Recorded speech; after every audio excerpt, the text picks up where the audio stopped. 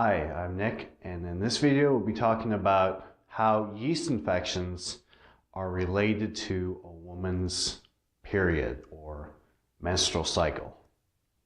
Now, as you may know, the menstrual cycle is controlled primarily by two different hormones, estrogen and progesterone.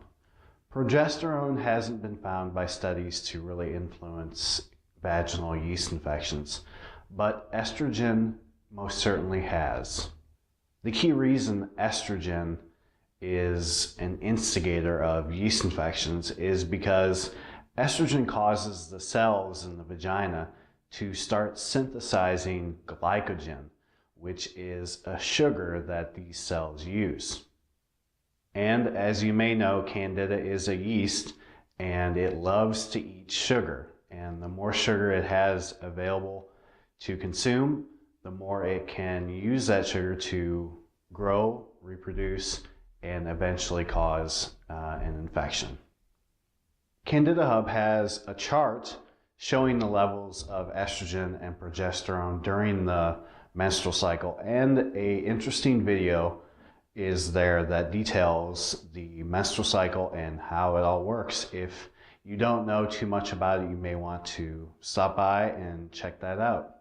Female reproductive hormones like estrogen and luteinizing hormone also influence vaginal pH. For example, when estrogen is low, pH tends to rise, and when luteinizing hormone spikes at ovulation, pH also raises with the presence of that hormone.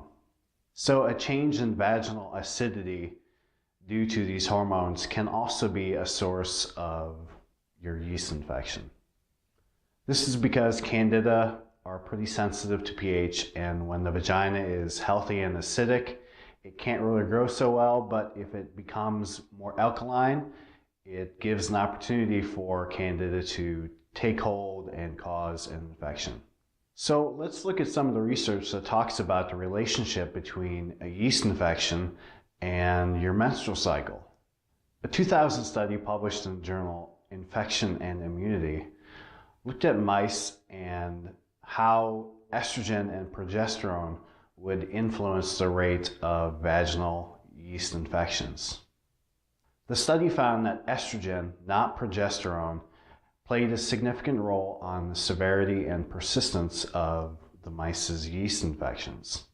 When estrogen was administered before inoculation or after inoculation, the mice tended to have more severe yeast infections that were also more persistent. And without the elevated estrogen levels the researchers would give the mice, the yeast infections didn't really hold on and persist as well without this hormone being added to them.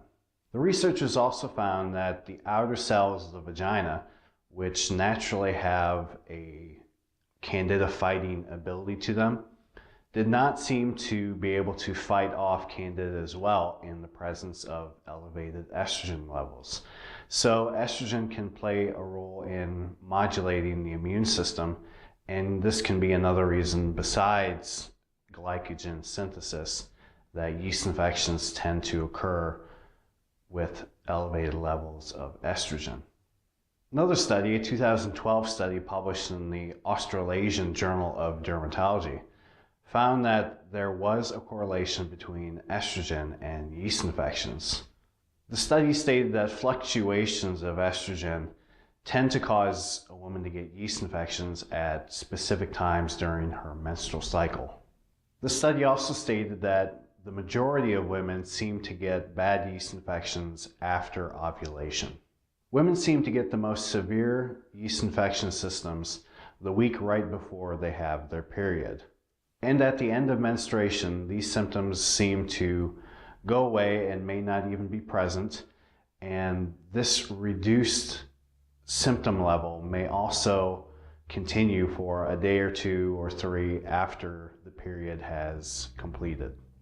The researchers said that women who have yet to get their period and postmenopausal women tend to not really get vaginal yeast infections. It's quite rare.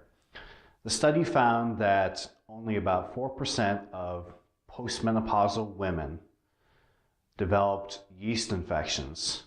But conversely, 26% of postmenopausal women who were on some type of estrogen replacement therapy developed a yeast infection. So, as you know, estrogen peaks right before ovulation, and this peak in estrogen will, of course, cause the vagina to start enriching itself with sugar. And this is perhaps where the yeast starts its infection. And then as time goes on and the luteal phase of the menstrual cycle begins, that is the phase after ovulation, the estrogen levels climb and remain fairly steady until the onset of the period. And this can be a way that yeast will continually be fed with a good amount of sugar in the vaginal cells. So a yeast infection starts in ovulation, you may not notice it, and as you progress in your menstrual cycle, there is an elevated level of estrogen that feeds the yeast sugar, and you start to see a severe yeast infection right before your period. That's pretty typical of what most women experience when they have a yeast infection related to their period. So what can you do? Well, the vaginal cells can only produce so much glycogen. And if you're taking an estrogen birth control pill or some other form of estrogen therapy, you may be elevating the amount of sugar that is synthesized in the vagina. So by reducing your estrogen levels, by discontinuing these estrogen drugs, you may find that yeast has a harder time finding food and subsequently can't cause as many infections. So discontinue those estrogen drugs you're on, and you may find that your symptoms start to decrease or go away altogether. Another thing you can do is insert Lactobacillus acidophilus and other similar bacteria, which are probiotic, into the vagina daily for a week or two. And these bacteria will help to eat up the excess sugar, and Lactobacillus acidophilus, for instance, will also secrete lactic acid. So this will help to keep the vagina acidic and less conducive to yeast overgrowth. Well, for more information about the menstrual cycle and how it relates to a yeast infection, you can check out the article on Candida Hub. The link is below in the description. We have sections dedicated to yeast infections before, after, during your period, a section on missed periods due to Candida, and there's a lot of information, so if you'd like to check it out, it's there available for you. And also while you're there, you can learn about a natural holistic solution for yeast infections that will get rid of a Candida problem in about 12 hours. And you can find out more on this page as well. Okay, hey, thanks so much for watching. Hope you get better really soon. I'll see you later.